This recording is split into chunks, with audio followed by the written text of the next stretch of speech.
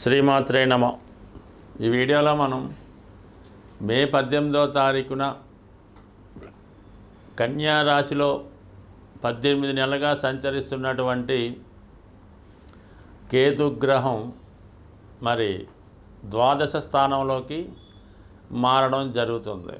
అయితే ఒక విధంగా కన్యా రాశి వారికి ఇది ఒక మంచి మార్పు లేదా వ్యయస్థానంలోకి కేతువు రావడం వలన ఏదైనా ఇబ్బందులు నష్టాలు ఉంటాయా అన్న విషయాన్ని కన్యా రాశిలో ఉన్నటువంటి వారి వారి యొక్క స్వభావాన్ని బట్టి ఆలోచన బట్టి ఆధారపడి ఉంటుంది.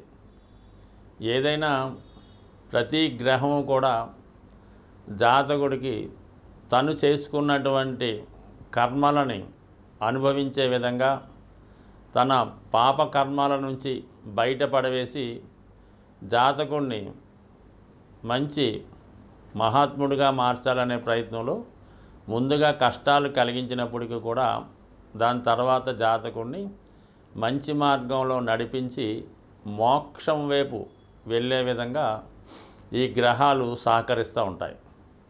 సో ఇదే మన జ్యోతిష్యానికి ఇంపార్టెంట్గా ఈ రాహు కేతువులు గత జన్మలో జాతకుడు చేసినటువంటి కర్మలని ఈ జన్మలో అనుభవించి మరు జన్మ లేకుండా ఈ జన్మలోనే జాతకుడు మరి పుణ్యలోకాలకి చేరుకునే విధంగా ఈ గ్రహాలన్నీ కూడా పనిచేస్తూ ఉంటాయి. అది వారు కర్మానుసారంగా వారు ఆలోచన బట్టి ఆధారపడి ఉంటుంది. ప్రస్తుతం కేతువు 12వ స్థానంలోకి ప్రవేశించాడు. అంటే మోక్షకారకుడు అయినటువంటి కేతువు మోక్ష స్థానంలోకి వెళ్ళడం జరిగింది. ఇది వారి వారి స్థాయిని బట్టి కొంతమందికి స్థాన చలనం జరుగుతూ ఉంటుంది. కొంతమంది విదేశం వెళ్ళి అంటే మన దేశం కానీ మన సంస్కృతి కాని ప్రాంతం వెళ్ళి అక్కడ జీవనోపాధి సాగించడం జరుగుతూ ఉంటుంది.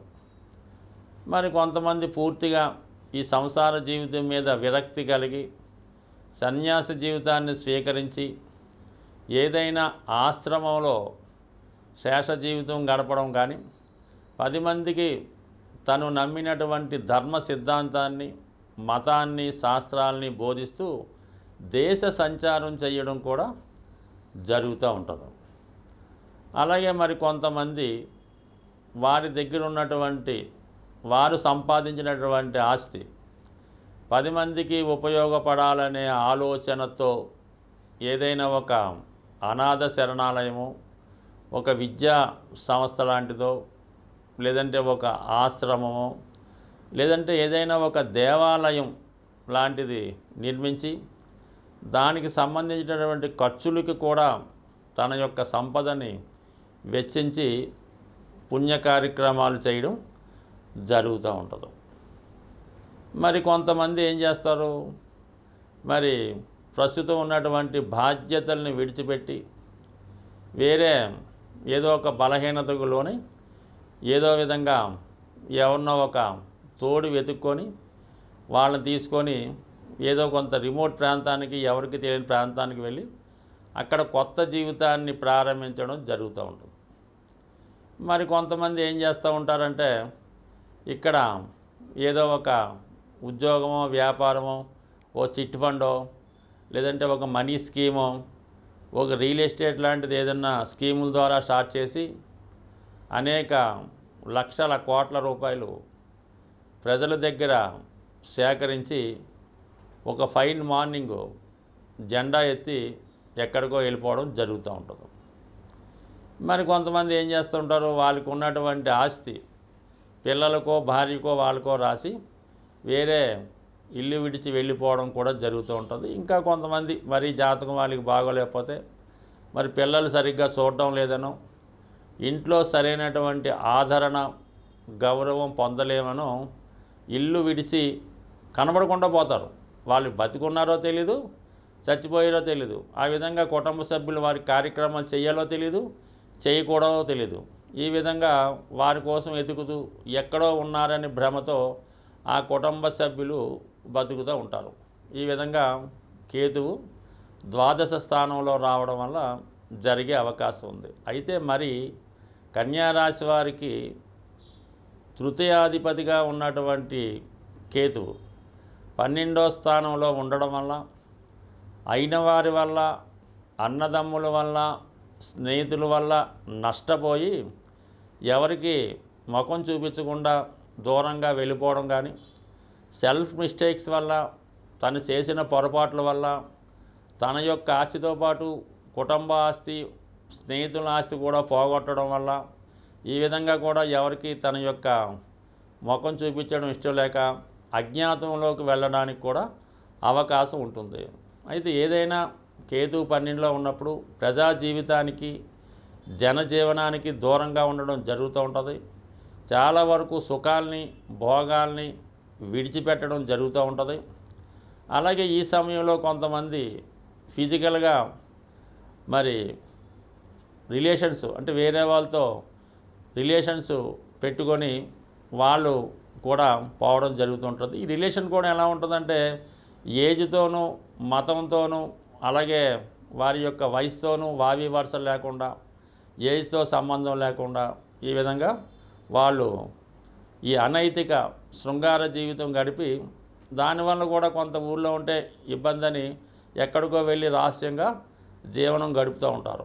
ఏదైనా ఈ కన్యారాశి వారికి వ్యయంలో ఉన్నటువంటి గురువు ఏదో ఒకటి త్యాగం చేయడం జరుగుతుంది. శారీరక సుఖాలకి దూరంగా ఉండడం జరుగుతుంది. ఆహారపు అలవాట్లో మార్పు జరుగుతుంది. కేతుగ్రహం మనకి సంపూర్ణంగా సహకరించాలంటే మరి విఘ్నేశ్వరుడి యొక్క ఆరాధన వల్ల మనకి కేతువు సంతృప్తి చెందడం జరుగుతూ ఉంటుంది. అందుకని కంపల్సరిగా ఈ కేతువు పెట్టినటువంటి ఇబ్బందులు నుంచి, అంటే కేతువు ఇబ్బందులే ఉంది, ఏ పని ప్రారంభించినా మధ్యలో ఆగుతుంటుంది. మనం ఒక ప్రయత్నం కోసం వెళ్తే వేరే ప్రయత్నం జరుగుతూ ఉంటుంది. విద్యార్థులకి చదువు మీద ఆసక్తి తగ్గి మిగతా విషయాల మీద ఆసక్తి వెళ్తుంది. బట్ ఏదైనా కంపల్సరిగా కేతుగ్రహం అంటే విఘ్నేశ్వరుడు యొక్క ఆరాధన, సంకటనాశన గణేష్ స్తోత్రం చదువుకోవడం, సంకష్టహర చతుర్థి రోజు కంపల్సరిగా ఉపవాసం ఉండి విధి విధానంగా మరి ఉదయం పూట ఏదన్నా గణపతి హోమం జరుగుతుంటే అందులో పాల్గొనడం, ప్రదోష వేళ సాయంకాలం అభిషేకంలో పాల్గొనడం వల్ల చక్కగా ఈ యొక్క విఘ్నేశ్వరుడి యొక్క అనుగ్రహంతో కేతుగ్రహ అనుగ్రహం లభిస్తుంది. సింపుల్గా ఏంటంటే ఆదివారం కానీ మంగళవారం కానీ ఎండు ఖర్జూరం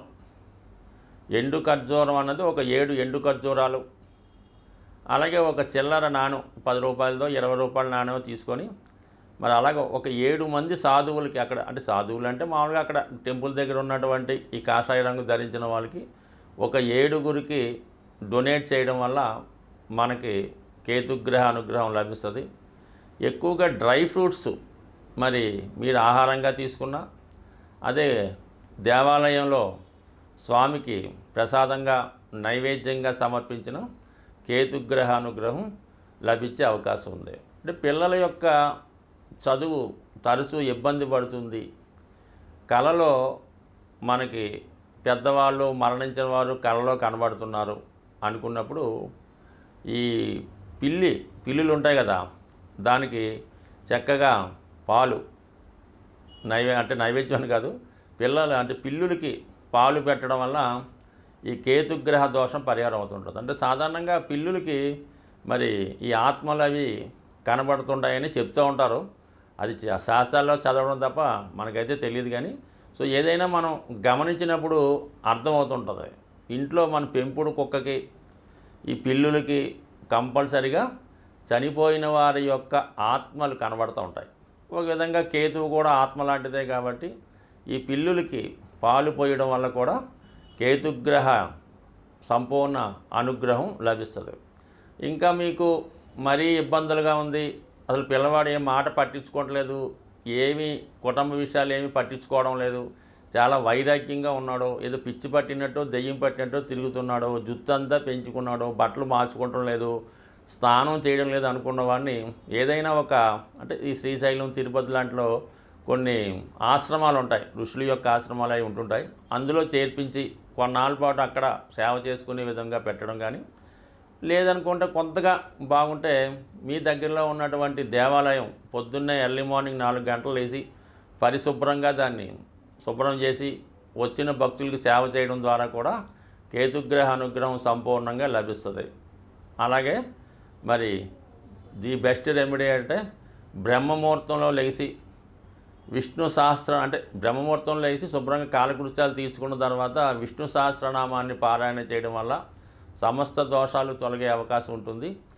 అలాగే శివునికి రుద్రాభిషేకం చేసుకోవడం ద్వారా అంటే ఏ దైవ కార్యక్రమం చేసుకున్నా కేతువు సంతృప్తి చెందుతూ ఉంటాడు. అంటే కేతువు సంతృప్తి చెందితేనే మీకు మిగతా గ్రహాల యొక్క అనుకూలత అది లభించే అవకాశం ఉంది కాబట్టి, బట్ ఏదైనా ఒక పని చేసినప్పుడు నమ్మకంతో నిజాయితీగా శాస్త్రంలో ఏ విధంగా ఉంటుందో ఆ విధంగానే చేస్తేనే ఫలితం వస్తుంది.